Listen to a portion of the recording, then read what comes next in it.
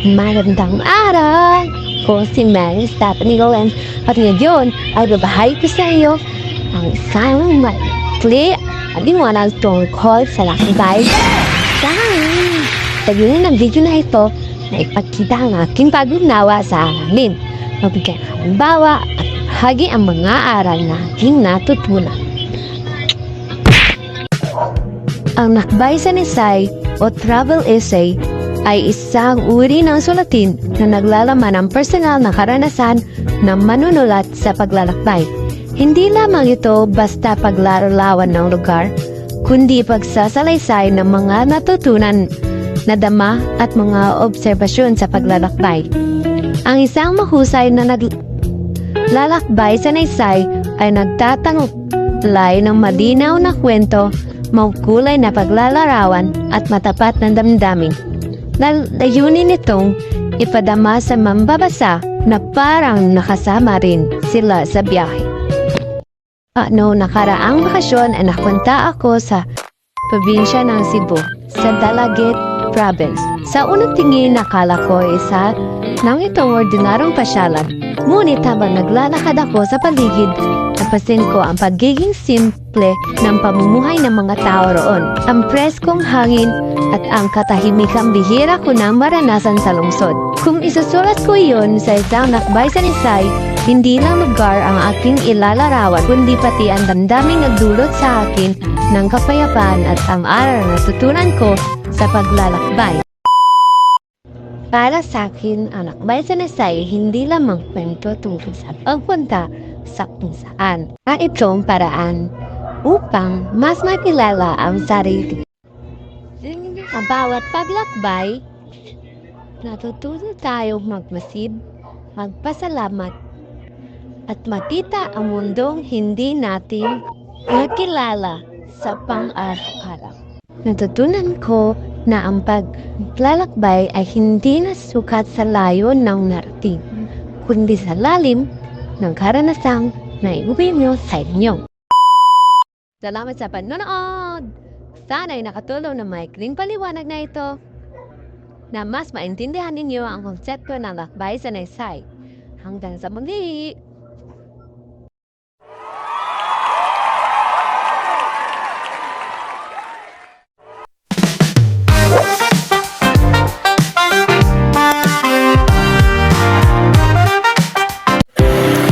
Magandang araw sa iyo lahat.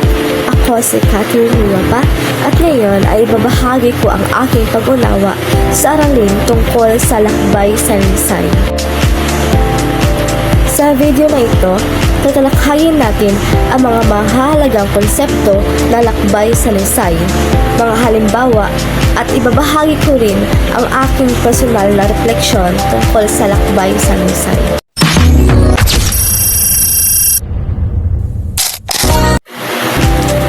Lakbay sa Nisay ay isang uri ng sulatin kung saan ibinahagi ng isang manunulat ang kanyang mga karanasan, obserbasyon at refleksyon habang naglalakbay. Hindi lamang ito simpleng paglalarawan ng mga lugar, kundi nagdalaman din ito ng mga malalim na pag-unawa sa kultura, kasaysayan at mga taong nagkasalamuha. Mahalaga rin na gamitin ng mga pandama upang may pabatid sa mambabasa ang tunay na nararamdaman at nakikita ng manunulat.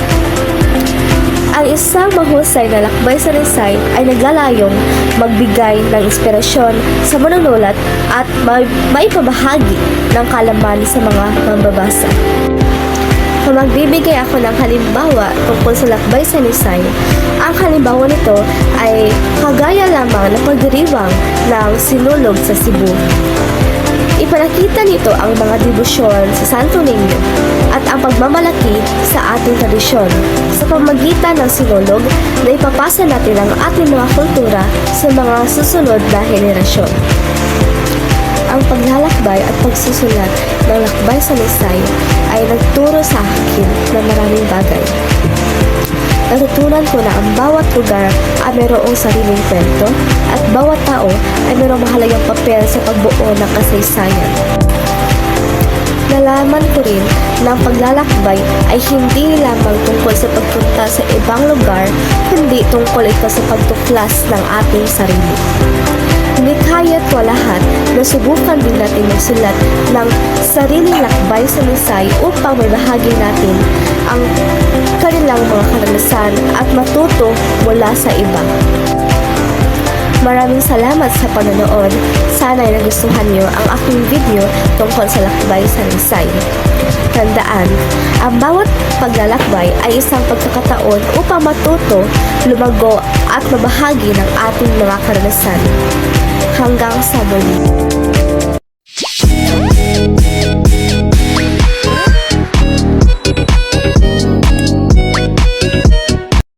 Magandang araw sa inyong lahat. Ako nga pala si Ashlane C. Manayon, Grade 12 Prudence, at narito ako upang magbahagi ng aking kaalaman tungkol sa lakbay sa Naysay. Ang lakbay sa Naysay ay isang kwento o sanaysay na mabubuo mula sa lugar na pinuntahan ng mga lakbay o mga travelers. Hindi lamang ito inilalarawan ang lugar, pati na rin ang kultura, tradisyon at pamumuhay ng mga tao sa lugar. Makikita rin dito ang lugar, tao, mga pagkain, mga kultura, pagbigay ng inspirasyon at mga pangyayari sa paglalakbay. Dagdag pa rito, makikita din dito ang lahat ng mga natuklasan at karanasan ng manglalakbay sa lugar na kanyang pinuntahan o binisita. Narito ang isang halimbawa ng lakbay sa Naysay.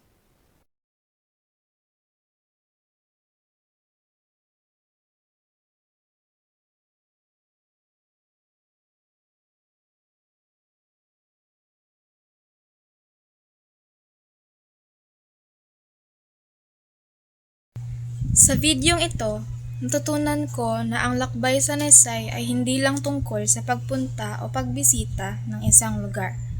Mahalaga rin ang pagtingin at pahalagahan ang mga simpleng bagay na nakikita at nararamdaman natin. Sa panahon ngayon, ang ating mga lugar ay madaling nagbabago at naaapektuhan. Kung gayon, ay mas maikli ang ating pagkakataon na makita ang mga ito sa kanilang orihinal na istruktura. Dagdag pa rito, sa gamit ng lakbay sa Naysay, mas madali na para sa akin ang pag-alala sa mga lugar na aking napuntahan at ang mga karanasan ko habang nandoon ako. Muli, ako nga pala si Ashlane Manayon. Sana ay mayroon kayong natutunan mula sa aking ibinahagi at tipin na aral at sana ay ipagpatuloy natin itong aralin at huwag kalilimutan. Maraming salamat sa pakikinig at panonood. Hanggang sa muli.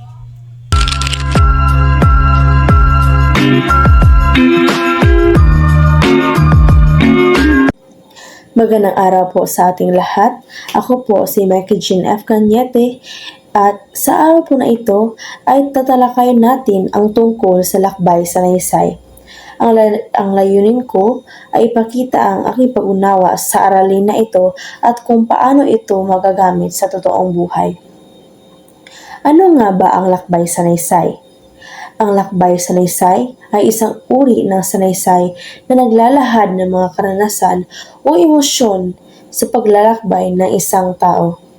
Ito ay nagbibigay diin sa mga detalye at emosyon na naramdaman ng may akda sa kanyang paglalakbay. Sa pamamagitan ng lakbay sa Naysay, nagagamit natin ang ating imahinasyon at malikaing pag-iisip upang ilarawan ang mga lugar, tao, at karanasan. Halimbawa, kung ako ay magsusulat ng isang lakbay sa Naysay tungkol sa aking paglalakbay sa Boracay, maaari kong ilarawan ang ganda ng puting buhangin at ang linaw ng tubig ng Boracay. Pangalawa, ang aking karanasan sa pakikipag-usap sa mga lokal na residente na naninirahan sa isla. Pangatlo, ang mga magagandang establishmento tulad ng restaurant, hotel at mga sikat na pasyanan sa isla. At pang-apat, ang mga aktibidad na ginawa ko tulad ng snorkeling at island hopping, at marami pang iba upang mailarawan ang magagandang katangiang mayroon ang isang lugar. Sa paggawa ng lakbay sa Naysay, natutunan ko ang kahalagahan ng pagmamasid at pagtala ng mga detalye.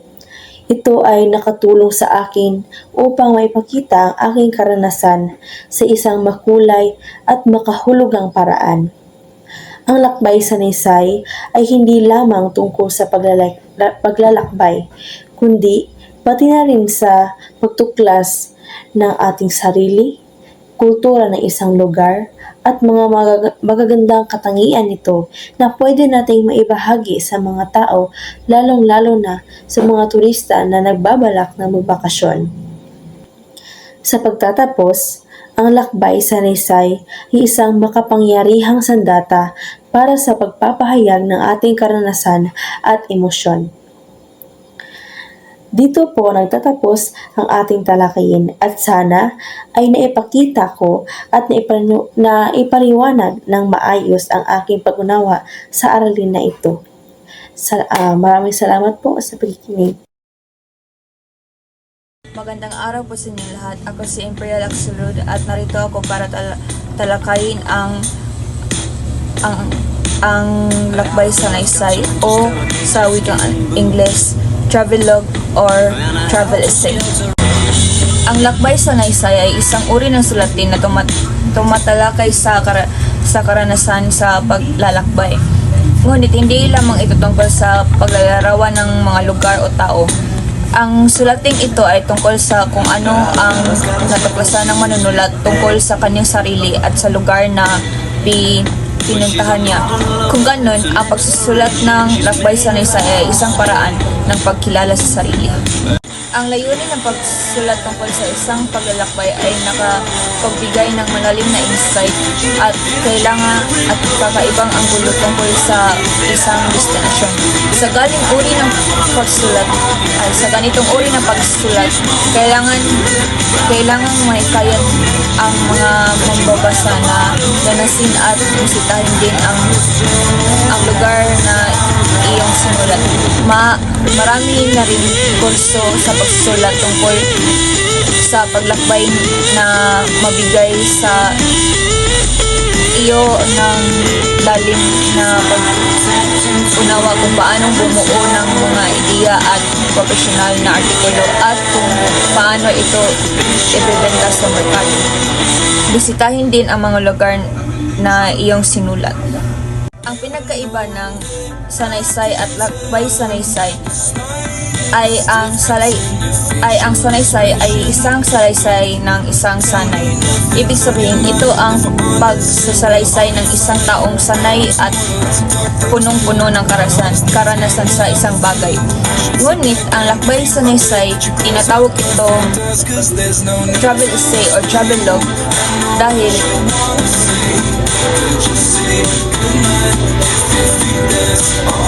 binubuo nito ang tatlong konsepto na sanaysay, sanay at lakbay. Kaya minsan tinatawag itong sanay-lakbay.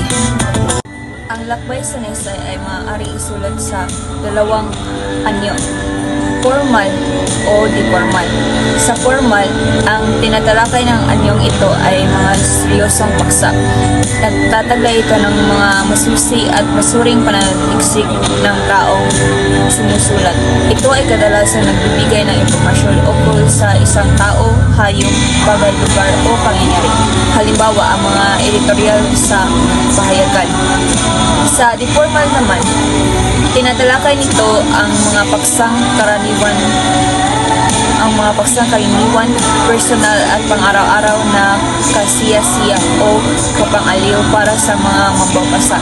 Ito rin ay nagbigay diin sa mga bagay-bagay at karanasan ng akdang ayon sa anumang paksa.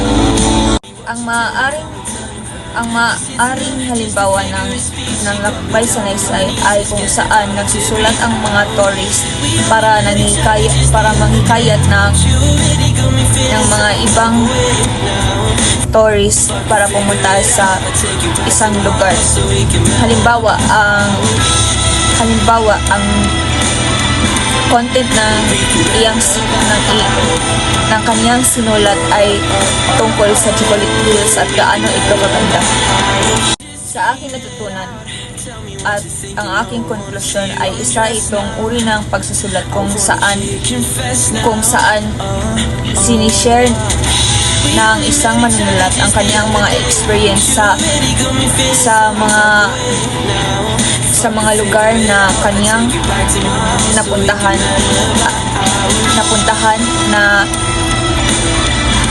naranasan at kung ano pa ang mga kultura ng lugar na to. Magandang gabi. Ako si Joyce Ann Fala at sa video na ito ay tatalakayin ko ang lakbay sa Naysay. Layunin ng video na ito na ipaliwanag kung ano ang lakbay sa Naysay, ibigay ang aking sariling pag-unawa, magbahagi ng halimbawa mula sa totoong buhay at ilahad ang mga aral na aking natutunan. Para sa akin, ang lakbay sa Naysay ay isang uri ng sulatin na naglalarawan ng karanasan ng manunulat sa isang paglalakbay. Hindi lamang ito basta pagkwento kung saan ka pumunta o ano ang nakita mo. Ito ay mas malalim dahil nagpapakita ito ng iyong damdamin, obserbasyon at mga napagtanto habang naglalakbay. Layunin nitong dalhin ang mambabasa sa lugar na pinuntahan mo gamit ang makulay na paglalarawan at tapat na karanasan. Sa madaling salita, ang lakbay sa Naysay ay pagsasama ng paglalakbay at personal na pagninilay. Halimbawa, noong nagpunta ako sa Mountain View, Busay, hindi lang tanawin ang naaalala ko, kundi pati ang mga taong aking nakasalamuha at ang bagong karanasang nagbukas ng aking isip. Halimbawa, kung bumisita ka sa isang bundok, hindi lang ang lamig ng hangin ang maaalala mo, kundi pati ang pakiramdam ng tagumpay matapos marating ang tuktok. Ang mga ganitong karanasan ay maaaring isulat bilang lakbay sa Naysay, isang paraan para ibahagi sa iba ang saysay ng inyong paglalakbay. Natutuhan ko na ang paglalakbay ay hindi lamang tungkol sa pagpunta sa isang lugar. Ito ay paraan upang mas makilala ang sarili, makita ang mundo mula sa ibang pananaw, at pahalagahan ang mga karanasang minsan lamang natin mararanasan. Ang lakbay sa Naysay ay tumutulong upang mas maalala at maipahayag ang mga mahahalagang bagay na ito. Sa pagsusulat nito, natutuhan ko ring maging mapanuri, mapagmasid, at mas bukas sa mga natagpuang aral sa bawat paglalakbay.